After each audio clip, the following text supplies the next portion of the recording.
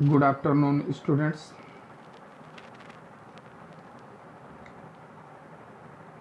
मैं अवनीश कुमार सिंह आज फिर से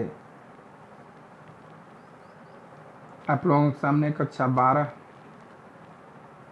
का आरोह भाग 2 से गद्य खंड का पहला चैप्टर भक्तिन का तीसरा भाग वीडियो लेकर के उपस्थित हुआ हूँ।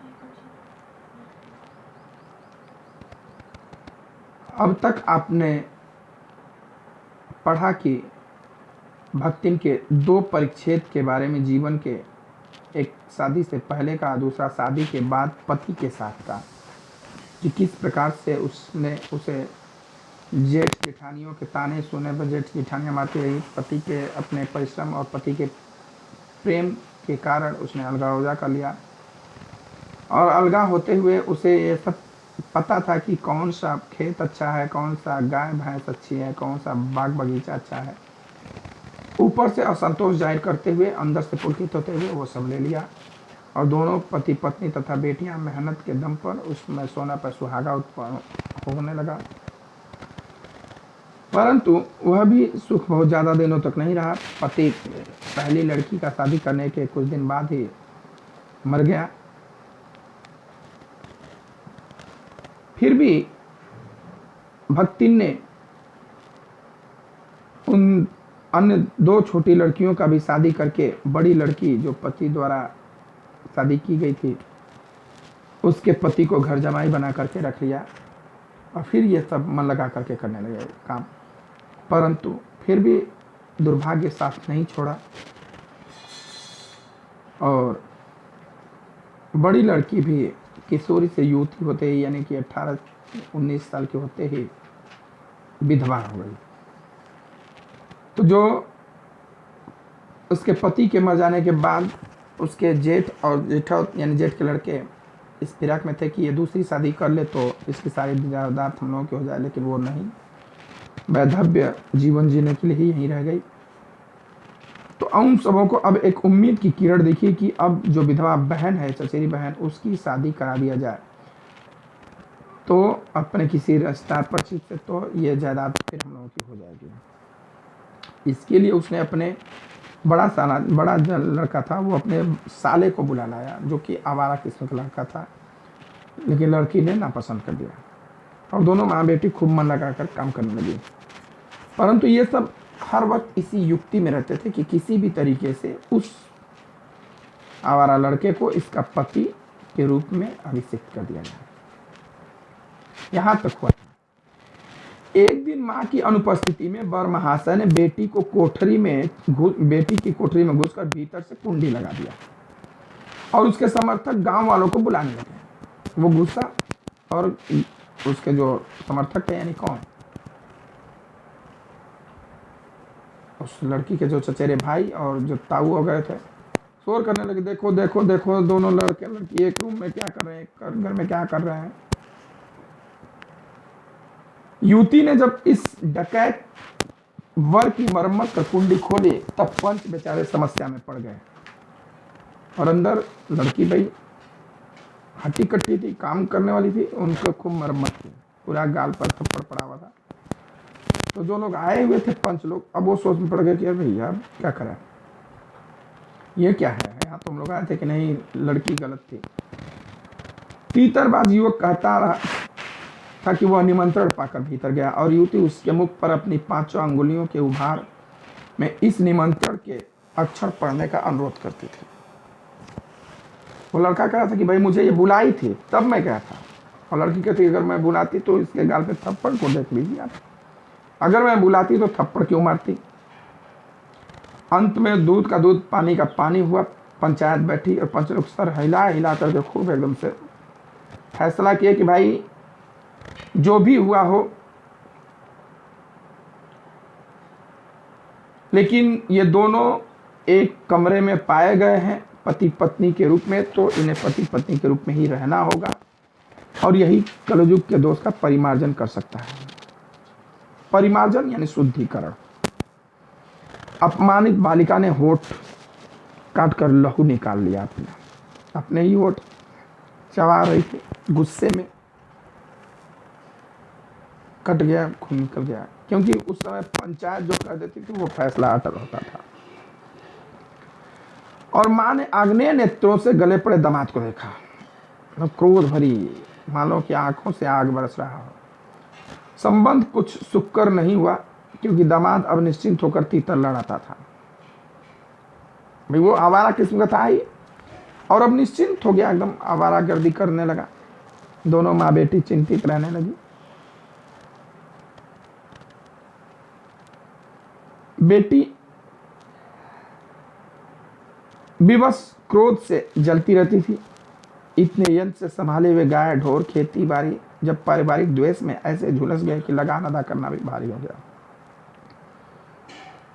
मतलब गाय भैंस जो अन्य पशु थे, खेत बाड़ी सब, अब जब रोज कलह होगा, झगड़ा होगा, किचैन होगा, तो खेती भी ढंग से नहीं हो पा रही थी।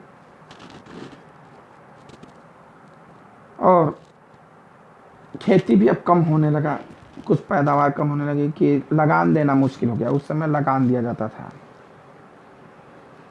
जितना आपका खेती होगा, अब खेत के हिसाब से कि अब खेत है 1 बीघा खेत है तो आपको 2 मन 4 मन देना ही है। भले आप उसमें 10 मन उपजाएं, चाहे 1 मन न उपजाएं, आपको उतना देना ही है। वो लगान होता था। सुख से रहने की कौन कहे, अब लगान भी नहीं भरा जाता। अंत में एक बार लगान न पहुंचने पर जमींदार ने भक्तिन को बुलाकर दिन भर कड़ी धूप में खड़ा कर रखा था। भाई लगान अपने समझ नहीं दिया तो उसके लिए दंड दिया जाता था, मारा पीटा जाता था। तो औरत थे, मारा नहीं गया, उसको धूप में दिन भर खड़ा कर दिया गया। वह अपमान तो उसकी कर्मठता में सबसे बड़ा कलंक बन गया है। जो कर्मठी परिश्रमी मेहनती है, उसके लिए इस प्रकार का दंड बड़ा अपमानित करने वाला होता है। अतः दूसरे ही दिन भक्तिन कमाई के विचार से शहर आ पहुंची। जब उसका अपमान हुआ कि जमींदार ने खड़ा कर दिया तो वो चली गई शहर। घुटी हुई चाँद को मोटी मैली धोती से ढाके और मानो सब प्रकार की आहट सुनने के लिए कान कपड़े से बाहर निकाले हुए भक्तिन जब मेरे यहाँ सेवक धर्म में दीक्षित हुई, तब उसके जीवन के चौथे और संभवतः अंतिम परिच्छेद का जो अर्थ हुआ, उसकी इति अभी दूर है। जब भक्तिन आई तो वही मुड़ाया हुआ सर, उसको मोटे कपड़े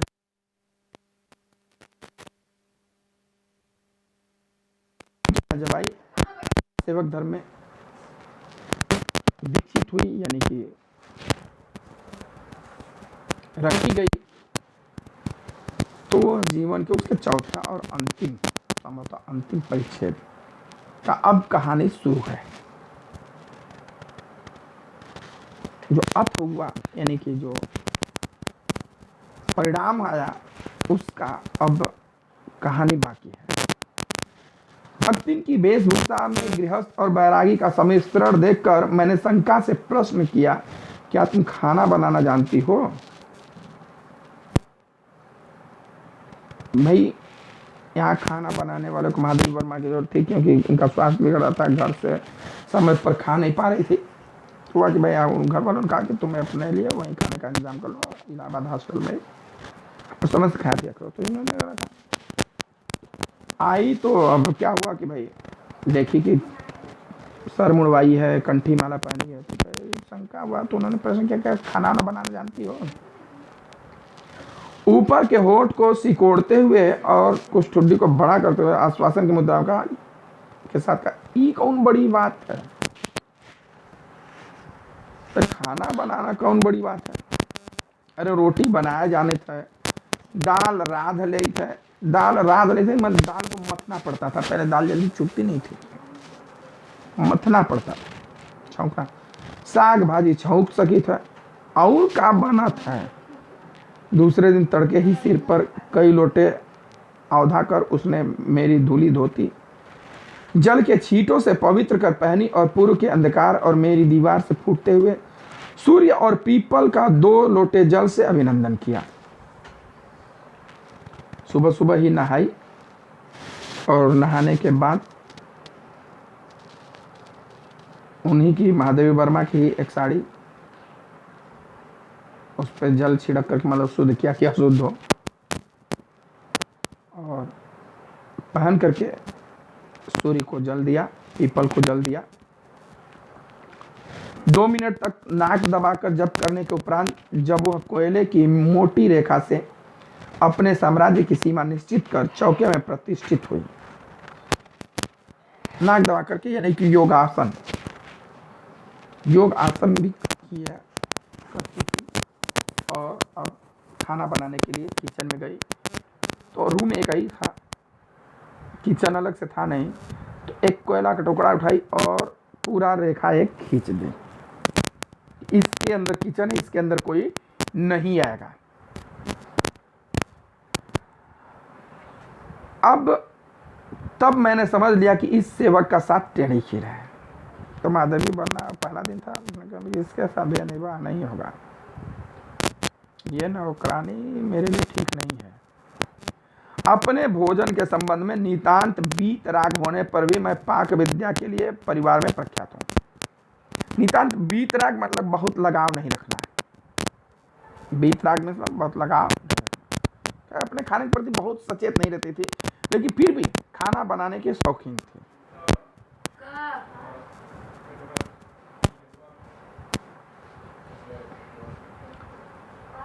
वो बहुत कुशल प्रवीण थी, घर वाले कहते थे बहुत अच्छी बनाते थे। और कोई भी पाक कुशल दूसरे के काम में नुक्ताचीनी किए बिना नहीं रह सकता। कोई भी अगर अच्छा खाना बनाने वाला तो उसे कोई भी खाना कैसा बना दे उसमें जरूर कोई न कोई निकाल देता है। पर जब छूत पाक पर प्राण देने वाले व्यक्तियों का बात बात पर भूखा मरना स्मरण हो आया और भक्ति की संकालु दृष्टि में छिपे हुए निषेध का अनुभव किया, तब कोयले की रेखा मेरे लिए लक्ष्मण के धनुष से खींची हुई रेखा के सामने दुर्लभ होगी। छूत पाक, कुछ लोग ऐसे होते हैं कि अगर आप रसोई चले तो हम खाना नहीं खाएंगे, अशुद्ध हो गया, और वो उनको हमेशा शंका की दृष्टि कहीं आन जान तक। तो वह कोयले से खींची गई रेखा उनके लिए लक्ष्मण रेखा के समान हो गई, जिसे दुर्लभ यानी लांघना कठिन हो, जिसे लांघना कठिन हो। निरुपाय अपने कमरे में बिछौने पर पड़कर नाक के ऊपर खुली हुई पुस्तक स्थापित कर मैं चौके में पीढ़े पर आसीन अनाधिकारी को भूलने का प्रयास करने लगी। अब क्या करती भाई, अब वहां वो अपने रूम में गई, सर पे किताब रख करके आंख बंद करके सोच रही थी कि उसको भूले हम, लेकिन भूल नहीं पा रहे। भोजन के समय जब मैंने अपनी निश्चित सीमा के भीतर निर्दिष्ट स्थान पर ग्रहण कर लिया, तब भक्ति ने प्रसन्नता से लबालब दृष्टि और आत्मसंतुष्टि से आप्लावित मुस्कुराहट के साथ मेरी फूल की थाली में 1 अंगुल मोटी और गहरी काली चित्तीदार 4 रोटियां रखकर उसे टेढ़ी कर गाढ़ी दाल परोस दी। जब भोजन का खाने का समय हुआ तो ये अपने निश्चित स्थान पर जाकर पीढ़े पर बैठ गए। तो वो बड़े ही प्रसन्न होकर के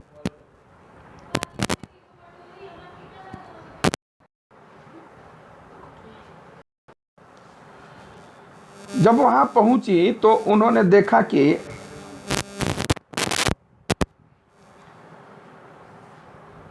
पूरा मोटी मोटी हथरोटियां 4 गो एकदम से, वो तो गांव की गृहस्थ किसान थी तो वो तो भूख खाती थी। उनके फूल की थाली में पूरा टेढ़ा करके उसी में दाल, ये भी नहीं कि कटोरी में डाल दें और रोटी अलग से, उसी में टेढ़ा करके दाल दे दी और लाके परोस दी, सर्व कर दी। पर जब उसके उत्साह पर तुषारपात करते हुए मैंने रुआ से भासते कहा यह क्या बनाया है, तब वो हतबुद्धि हो गई, मतलब आश्चर्यचकित रह गई। अरे तो कही कि रोटियां अच्छी सेकने के प्रयास में कुछ अधिक खरी हो गई हैं, मतलब जली थी रोटियां, तो कही कि भाई मैं उसे कुछ अच्छी करने के चक्कर में कि अच्छी से एकदम खरी हो गई है।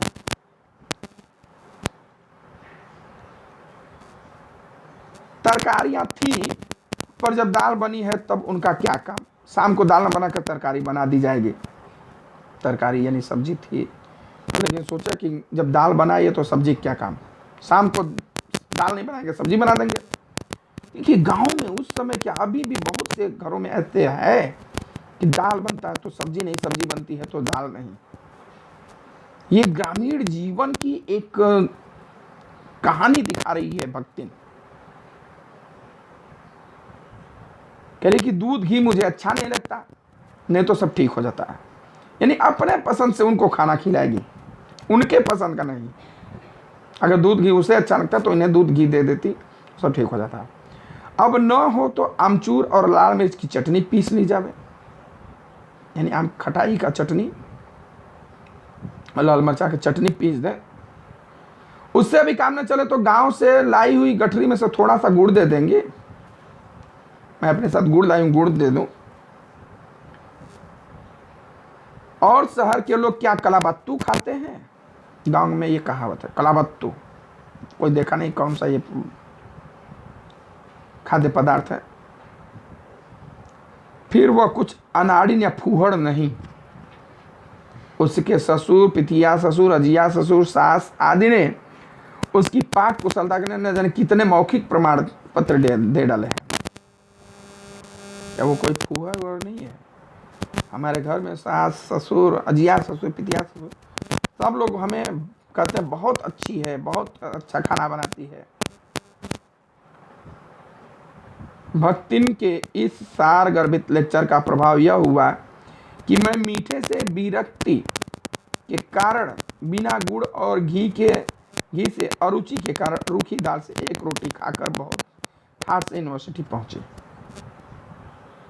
यानी मीठे से विरक्ति ने लगाव नहीं था। अगर मीठे से लगाव होता तो गुड़ घी से भी रोटी खा लेते। न होने का और किसी तरीके से उसी दाल से एक रोटी खा करके यूनिवर्सिटी विश्वविद्यालय पढ़ाने चली गई। और न्याय सूत्र पढ़ते पढ़ते शहर और देहात के जीवन के इस अंतर पर विचार करती रही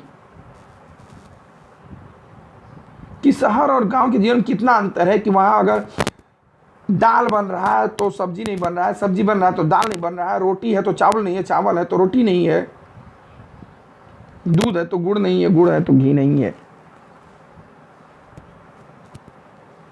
यहाँ तो आजकल लोगों को चावल, दाल, रोटी, सब्जी, घी, तेल, अचार सब एकदम से एक साथ सलाद काट के मिलता है, तब भी खाने को मन नहीं करता है।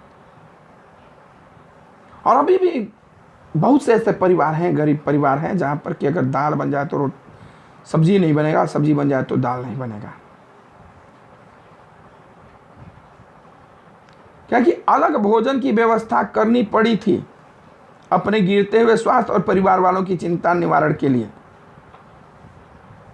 इनका स्वास्थ्य बड़ा गिर रहा था और परिवार वाले चिंतित थे कि तुम अपने लिए खाने का सही ढंग से व्यवस्था क्यों नहीं कर लेती हो।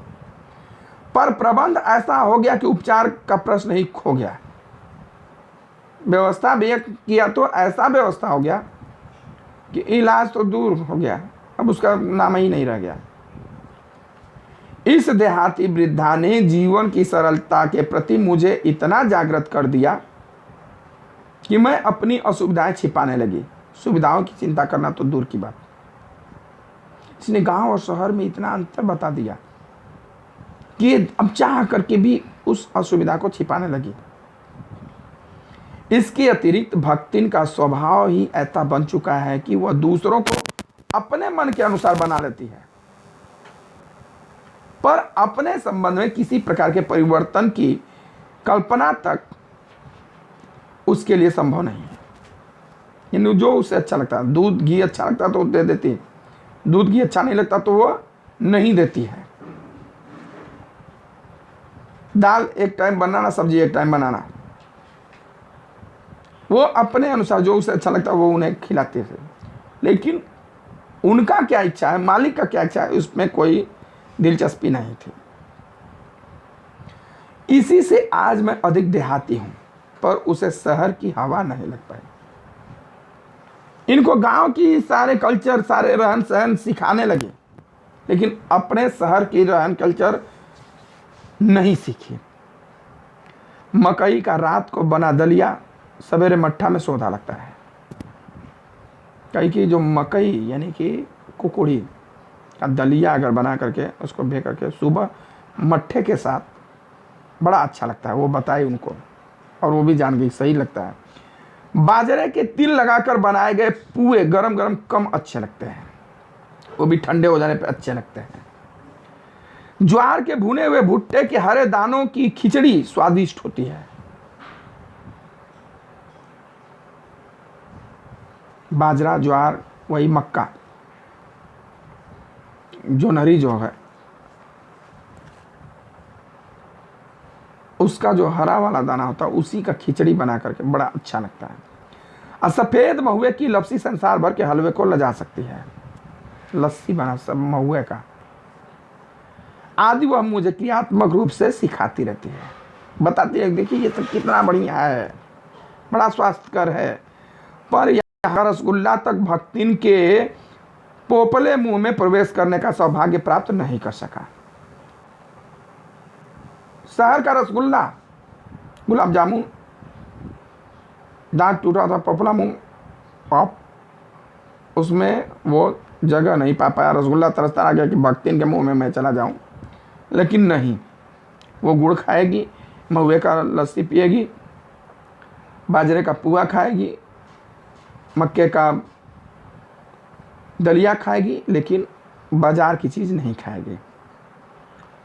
मेरे रात दिन नाराज होने पर भी उसने साफ धोती पहनना नहीं सीखा, यानी कि अपने कपड़े को सर्फ से नहीं धोएगी, रेत से धोएगी या पानी से धोएगी। पर मेरे स्वयं धोकर फैलाए हुए कपड़ों को भी वह तह करने के बहाने सिलोटों से भर देते थे, और जब ये कपड़े धो के सुखाती थी तो उसको वो क्या करती, धो करके अपना तह करने के जगह लपेट के रख देते थे। मुझे अपनी भाषा की अनेक दंत कथाएं कंठस्थ करा दी, गांव की कहानियां, पर पुकारने पर वह आय के बजाय में जी कहने का शिष्टाचार भी नहीं सीख सकते। यानी अपने में 1% बदलाव नहीं।